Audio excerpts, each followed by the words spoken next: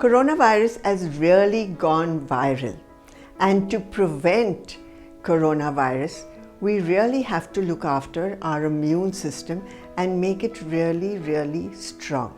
Now, apart from eating right, meditation, sleeping, yoga, and all the other things that we do, of course, pranayama is very good. What I really find is that essential oils work wonderful. For example, because they are and they have antiviral properties.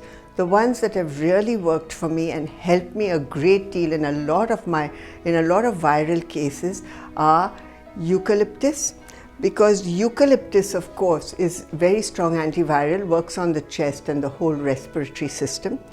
Then we have lavender.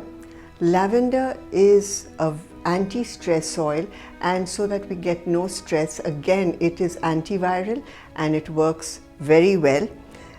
We have rosemary, which really peps you up, and when you feel depressed, you feel down, naturally the immune system is going to go down, and that's where rosemary is a great help. We also have thyme. Thyme is a strong antiviral and microbial oil, antimicrobial oil, which helps a great deal. And last but not least, we have basil. The other oils, two oils that help are tea tree, which is excellent for swabbing the floor or cleaning any area that you have. All these oils can be used in your bath water. I mean, bucket water. You don't definitely need to have a tub of water. Also, they could be used in a shower. Just put a few drops on a towel after a bath and rub yourself down. The next, that they can be used in diffusers. They could be used with potpourri wherever you are.